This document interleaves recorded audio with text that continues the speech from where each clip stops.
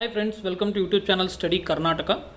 As I have said, I have picked some of the important questions from the PC examination that was held recently, and we have explained it in detail so that it will be useful for the upcoming examination.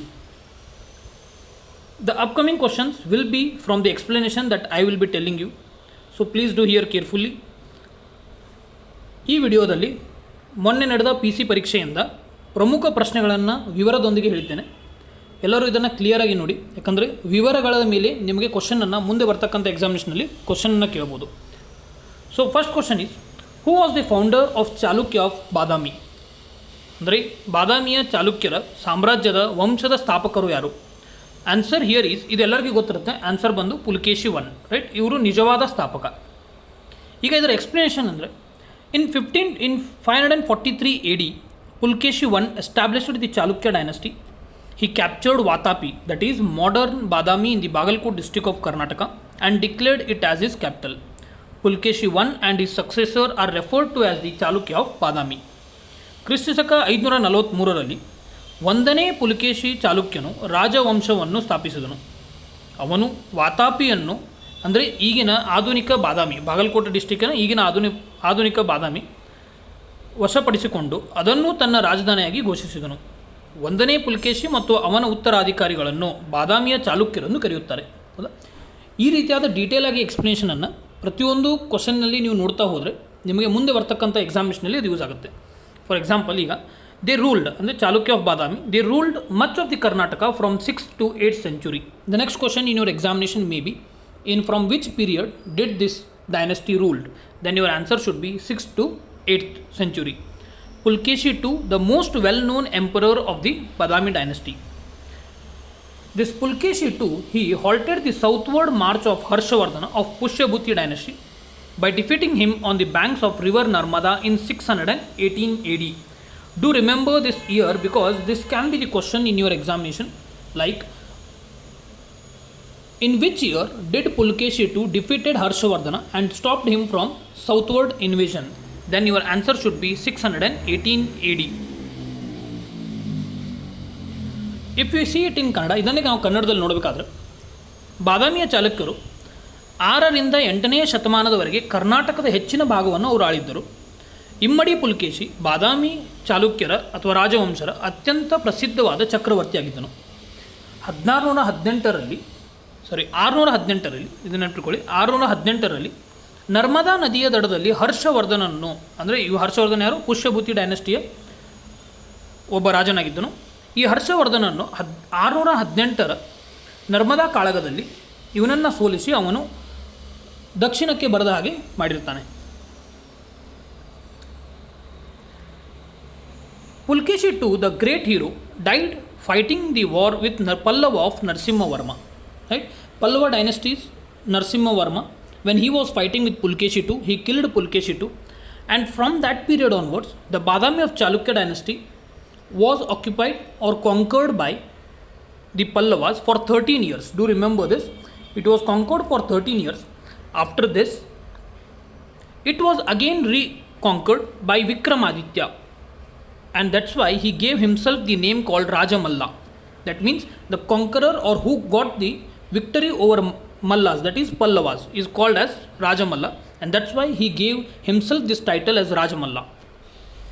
Ruler Vijayaditya was a prosperous one and is known for the prolific temple building activity. Right?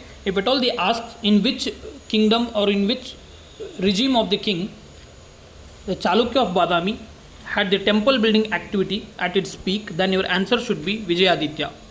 And Vikramaditya II engraved the Kannada inscription on the victory pillar at Kailashnatha temple. This can also be the important question. ಅಂದರೆ ಪಲ್ಲವರ ನರಸಿಂಹವರ್ಮನ ಜೊತೆಗೆ ಯುದ್ಧದಲ್ಲಿ ಮಹಾನ್ ನಾಯಕನಾದ 2ನೇ ಅಥವಾ ಇಮ್ಮಡಿ ಪುಲಕೇಶಿ ಸಾವನ್ನಪ್ಪಿದ್ದನು. ಇವನು ಸಾವನ್ನಪ್ಪಿದ ಮೇಲೆ 13 ವರ್ಷಗಳ ಕಾಲ ಪಲ್ಲವರು ಇದನ್ನು ವಶಪಡಿಸಿಕೊಂಡಿದ್ದರು. ಮುಂದೆ ವಿಕ್ರಮಾದಿತ್ಯನು ಪಲ್ಲವರಿಂದ ಈ ಚಾಲುಕ್ಯ ಆಫ್ ಬಾದಾಮಿಯನ್ನು ಹಿಂತೆಗೆದುಕೊಂಡು ಅದನ್ನು ಮತ್ತೆ ಅವನು ಸ್ಥಾಪನೆ ಮಾಡಿದನು. ಅದಕ್ಕಾಗಿ ಅವನು ತನಗೆ ರಾಜಮಲ್ಲ ಎಂಬ ಹೆಸರನ್ನು ಅಥವಾ ಬಿರುದನ್ನು ಇಟ್ಟುಕೊಂಡಿದ್ದನು. 2ನೇ ವಿಕ್ರಮಾದಿತ್ಯನು ಕೈಲಾಸನಾಥ ದೇವಾಲಯದ ವಿಜಯ ಸ್ತಂಭದ ಮೇಲೆ ಕನ್ನಡ ಶಾಸನವನ್ನು ಕೆತ್ತಿದ್ದಾನೆ. ಈಗ ನಿಮಗೆ ಇದೇ ರೀತಿಯಾದ ಈ ಸ್ಲೈಡ್ನಲ್ಲಿ ಕೊಟ್ಟಿರತಕ್ಕಂಥ ಪ್ರತಿಯೊಂದು ಇನ್ಫಾರ್ಮೇಷನ್ ಮೇಲೆ ಕ್ವಶನನ್ನು ಕೇಳಬಹುದು. ಯಾಕಂದರೆ ಬಾದಾಮಿ ಆಫ್ ಚಾಲುಕ್ಯ ನಮ್ಮ ಕರ್ನಾಟಕ ಎಕ್ಸಾಮಿನೇಷನ್ಗೆ ತುಂಬ ಇಂಪಾರ್ಟೆಂಟು. ಸೊ ಹೀಗಾಗಿ ಕ್ವಶನನ್ನು ಕೇಳ್ತಾರೆ. ಈ ರೀತಿಯಾದ ಡೀಟೇಲ್ಡ್ ಎಕ್ಸ್ಪ್ಲನೇಷನ್ ಜೊತೆ ಪ್ರತಿಯೊಂದು ನಿಮಗೆ ಕ್ವಶನ್ಗಳನ್ನು ಎಕ್ಸ್ಪ್ಲೇನ್ ಮಾಡೋಕ್ಕಾಗಿದ್ದಲ್ಲಿ, ನಿಮಗೆ ಈ ರೀತಿಯಾದ ವಿಡಿಯೋಗಳು ಇಷ್ಟ ಆಗೋದಲ್ಲಿ ಇದನ್ನು ನೀವು ಕಮೆಂಟಲ್ಲಿ ಹೇಳಿ, ನಾವು ಇದನ್ನು ಕಂಟಿನ್ಯೂ ಮಾಡ್ತೀನಿ. Second question is that Kshirabhagya scheme is implemented in which state? Obviously we know that the answer will be Karnataka. Now we should see the details of this. The Kshirabhagya scheme was launched on 1st August 2013 by Government of Karnataka in coordination with KMF. Now the next question that can be asked in the examination is, in which year or on which date this Kshirabhagya scheme was launched? Then your answer should be 1st August 2013. ಅಂದರೆ 1ನೇ August 2013ರಂದು ಈ ಕ್ಷೀರಭಾಗ್ಯ ಯೋಜನೆಯು ಜಾರಿಯಲ್ಲಿ ಬಂದಿತ್ತು ಮತ್ತು ಕರ್ನಾಟಕ ಸರ್ಕಾರ ಹಾಗೂ KMF ಇವಿಬ್ಬರೂ ಕೂಡಿ ಇದನ್ನು ಜಾರಿಗೆ ತಂದಿದ್ದರು.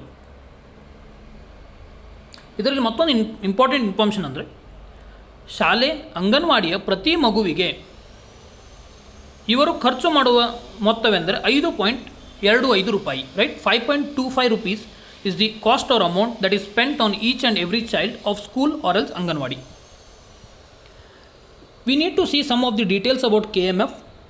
KMF or Karnataka Cooperative Milk Producers Federation Limited was founded in 1974. KMF ಅನ್ನು 1974ರಲ್ಲಿ ಸ್ಥಾಪನೆ ಮಾಡಿದ್ದರು. ಆದರೆ 1974ರಲ್ಲಿ ಇದರ ಹೆಸರು ಕರ್ನಾಟಕ ಡೇರಿ ಡೆವಲಪ್ಮೆಂಟ್ ಕಾರ್ಪೊರೇಷನ್ ಆಗಿತ್ತು, right. The name of the KMF in the 1974 it was Karnataka Dairy Development Corporation. And do remember, the first office, even before establishing the KMF, the first office was in Kodagu district, and it was in 1955. After in 1984 it was renamed as KMF, right. This Karnataka Dairy Development Corporation was renamed as KMF. ಅಂದರೆ 1984ರಲ್ಲಿ ಈ Karnataka dairy development ಕಾರ್ಪೊರೇಷನನ್ನು KMF ಆಗಿ ಮರುನಾಮಕರಣ ಮಾಡಲಾಯಿತು. So ಪ್ರತಿಯೊಂದು question ಪೇಪರ್ನಲ್ಲಿ ನೀವು ಈ ರೀತಿಯಾಗಿ ಡೀಟೇಲ್ ಆಗಿ ಅದನ್ನು ಸ್ಪ್ಲಿಟ್ ಮಾಡಿ ಓದ್ತಾ ಹೋದರೆ ಮುಂದಿನ ಬರ್ತಕ್ಕಂಥ ಎಕ್ಸಾಮಿನೇಷನಲ್ಲಿ ನಿಮಗೆ ಇಂಪಾರ್ಟೆಂಟ್ ಆಗುತ್ತೆ. Next question, how many granaries are found in Harappa? Of course every one will be knowing this answer. The answer is 6. Now we should see some of the details about Indus Valley civilization and some of the sites that are important and can be asked in the examination.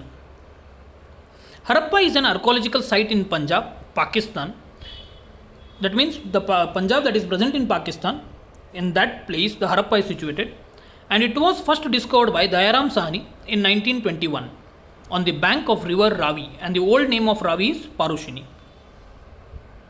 The important site of Indus Valley civilization is where water conservation system was or water harvestation was more is Dholavira. Do remember this. ಅಂದರೆ ಹರಪ್ಪ ಈಗಿನ ಪಾಕಿಸ್ತಾನದ ಪಂಜಾಬಿನಲ್ಲಿರುವುದು ಹಾಗೂ ಇದನ್ನು 1921ರಲ್ಲಿ ದಯಾರಾಮ್ ಸಾಹನಿ ಅವರು ಕಂಡುಹಿಡಿದಿದ್ದರು. ಇದು ರಾವಿ ಅಂದರೆ ಪಾರುಷಿನಿ, ರಾವಿ ನದಿಯ ಹಳೆಯ ಹೆಸರು ಪಾರುಷಿನಿ, ನದಿಯ ದಡದ ಮೇಲಿದೆ.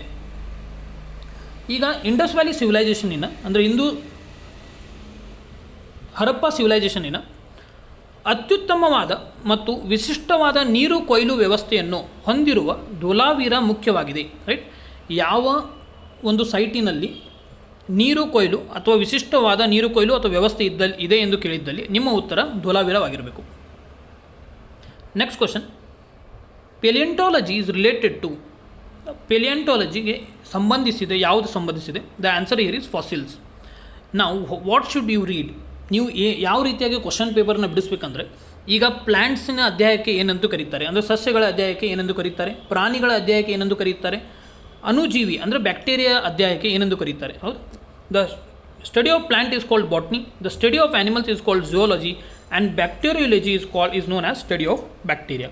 ಈ ರೀತಿಯಾಗಿ ನೀವು ಪ್ರತಿಯೊಂದನ್ನು ಡೀಟೇಲ್ ಆಗಿ ನೋಡಿದ್ದಲ್ಲಿ ನಿಮಗೆ ಮುಂಬರುವ ಕ್ವಶನ್ಸು ಅಂದರೆ ಯಾವುದೇ ಆದ ಒಂದು ಹೊಸ ಎಕ್ಸಾಮಿಷನಲ್ಲಿ ನಿಮಗೆ ಈ ಆಪ್ಷನ್ಸಿನ ಮೇಲೆ ಕ್ವಶನ್ ಕೇಳ್ತಾರೆ. ಸೊ ಹೀಗಾಗಿ ನೀವು ಡೀಟೇಲ್ ಆಗಿ ಪ್ರತಿಯೊಂದನ್ನು ಎಕ್ಸ್ಪ್ಲನೇಷನ್ ಜೊತೆ ನೋಡಿದರೆ ನಿಮಗೆ ಅದು ಕ್ವಶನ್ ಪೇಪರನ್ನು ಬಿಡಿಸಲಿಕ್ಕೆ ಈಸಿ ಆಗುತ್ತೆ. Next question, arrange the chronological order. Indian penal code, East India association, vernacular press act and Ilbert bill, right. ಇವೆಲ್ಲರಿಗೂ ಮೆಜಾರಿಟಿಯಾಗಿ ಗೊತ್ತಿರುತ್ತೆ, ಆದರೆ ಈ ಥರ ಡೀಟೇಲ್ ಎಕ್ಸ್ಪ್ಲನೇಷನ್ನ ನಾವು ನೋಡೋಣ. In 1860, IPC, which was passed in the year 1860, but do remember it came into force on 1st January of 1862. 1860ರಲ್ಲಿ ಅಂಗೀಕರಿಸಲ್ಪಟ್ಟ ಮತ್ತು 1862ರ ಜನವರಿ 1ರಂದು ಜಾರಿಗೆ ಬಂದ IPC ಇಡೀ ಭಾರತಕ್ಕೆ ಅನ್ವಯವಾಗುತ್ತದೆ. ಈಗ ಇದನ್ನು this is very very important right. ಈ ರೀತಿಯಾದ ಕ್ವಶನನ್ನು ಮುಂಬರುವ ಎಕ್ಸಾಮಿಷನಲ್ಲಿ ಕೇಳಬಹುದು. ಈ IPCಯನ್ನು ಇಂಡಿಯನ್ ಪೀನಲ್ ಕೋಡನ್ನು ಈಗ ಭಾರತೀಯ ನ್ಯಾಯ ಸಂಹಿತ ಎಂದು ಬದಲಾಯಿಸಲಾಗುತ್ತಿದೆ. ಇನ್ನು ಬದಲಾವಣೆ ಆಗಿಲ್ಲ, ಆದರೆ ಇದನ್ನು ಈ ಹೆಸರಿನಲ್ಲಿ ಬದಲಾವಣೆ ಮಾಡ್ತಾರೆ. ಯಾಕಂದರೆ ಈ ರೀಸೆಂಟಾಗಿ ಬಿಲ್ಲನ್ನು ಇಂಟ್ರೊಡ್ಯೂಸ್ ಮಾಡಿದ್ದಾರೆ right. Recently there has been a bill that has been introduced and it says that the IPC will be replaced by the name called Bharatiya Nyaya Samhita. Next, second is 1866, that is East India Association. East India Association was founded by Dadabhai Naoroji in 1866 and it was London based organization. And do remember, the members of this organization were Indians and retired British officials, right? This can be the question that can be asked in examination, like who were the members of East India Association. Then your answer should be those were Indians as well as retired British officials. 1866ರ East India ಅಸೋಸಿಯೇಷನನ್ನು ದಾದಾಬಾಯಿ ನೌರೋಜಿ ಅವರು ಕಂಡುಹಿಡಿದರು ಹಾಗೂ ಇದರ ಸದಸ್ಯರು ಭಾರತೀಯರು ಮತ್ತು ನಿವೃತ್ತ ಬ್ರಿಟಿಷ್ ಅಧಿಕಾರಿಗಳೇ ಆಗಿದ್ದರು. Next, the vernacular press act of 1878 was a law enacted in the British India to limit the freedom of Indian language press and was proposed by Lord Lytton, right? The next question that can be asked in examination is, this Vernacular Press Act of 1878 was introduced or was proposed by, answer should be Lord Lytton, and later it was repealed by Ripon. Lytton proposed it, Ripon repealed it. ಕನ್ನಡದಲ್ಲಿ ಇದೇ ಮಾಹಿತಿಯನ್ನು ನೋಡಬೇಕಾದ್ರೆ 1878ರ vernacular press act ಭಾರತೀಯ ಭಾಷೆಯ ಪತ್ರಿಕಾ ಸ್ವಾತಂತ್ರ್ಯವನ್ನು ಮಿತಿಗೊಳಿಸಲಿಕ್ಕೆ British ಭಾರತದಲ್ಲಿ ಜಾರಿಗೆ ಬಂದ ಕಾನೂನಾಗಿದೆ. ಇದನ್ನು ಲಾರ್ಡ್ ಲಿಟ್ಟನ್ ಅವರು ಪ್ರಸ್ತಾಪಿಸುತ್ತಾರೆ ಹಾಗೂ ಮುಂದೆ ಬರೆದು ಲಾರ್ಡ್ ರಿಪ್ಪನ್ನನು ಇದನ್ನು ಹಿಂಪಡೆಯುತ್ತಾನೆ. Next is Ilbert bill. Ilbert bill was a legislative act and it was introduced in 1883. Do remember this. Ilbert bill was introduced in 1883 during the tenure of viceroy Ripon and written by Sir Courtenay Prigg Ilbert, right? This was written by C.P. Ilbert. Do remember this short form, that is C.P. Ilbert has written this Ilbert Bill. The act stipulated that Indian judges could try European. That means if at all the Europeans have made some mistake, then they can be trialed by the judges of Indian origin. ಅಂದರೆ Ilbert ಮಸೂದೆಯನ್ನು 1883ರಲ್ಲಿ viceroy Ripon ಅವರ ಅಧಿಕಾರ ಅವಧಿಯಲ್ಲಿ ಪರಿಚಯಿಸಲಾಯಿತು. ಇದನ್ನು ಬರೆದವರು ಯಾರಂದರೆ C.P. Ilbert. ಅದಕ್ಕಾಗಿ ಇದಕ್ಕೆ ಹೆಸರು ಇಲ್ಬರ್ಟ್ ಬಿಲ್ ಆಗಿದೆ. ಭಾರತೀಯ ನ್ಯಾಯಾಧೀಶರು ಯುರೋಪಿಯನ್ನರನ್ನು ವಿಚಾರಣೆಗೆ ಒಳಪಡಿಸಬಹುದು ಎಂದು ಈ ಕಾಯ್ದೆಯು ಷರತ್ತು ವಿಧಿಸಿತು. ಆದರೆ ಮುಂದೆ ಹೋಗಿ ಇದಕ್ಕೆ ಗಲಾಟೆ ಆಯಿತು. ಗಲಾಟೆ ಆದ ಕಾರಣ ಇದನ್ನು ಹಿಂಪಡೆಯಲಾಯಿತು, ರೈಟ್. ಈ ರೀತಿಯಾದ ಡೀಟೇಲ್ ಆಗಿ ಇನ್ಫಾರ್ಮೇಷನನ್ನು ನೀವು ಓದಲಿಕ್ಕೆ ಇಷ್ಟಪಟ್ಟದಲ್ಲಿ, ನಿಮಗೆ ವಿಡಿಯೋ ಇಷ್ಟ ಆದಲ್ಲಿ ಕಮೆಂಟ್ ಮಾಡಿ, ನಾನು ಇದೇ ರೀತಿಯಾದ ಸಿರೀಸನ್ನು ಮುಂದುವರಿಸ್ತೀನಿ. ನಿಮ್ಗೆ ಇಷ್ಟ ಆಗಿಲ್ಲ ಅಂದರೆ ಇದನ್ನು ಇಲ್ಲಿಗೆ ಬಿಡ್ತೀನಿ ಅಥವಾ ಡ್ರಾಪ್ ಮಾಡ್ತೀನಿ. Thanks for watching the video. Have a nice day. Bye.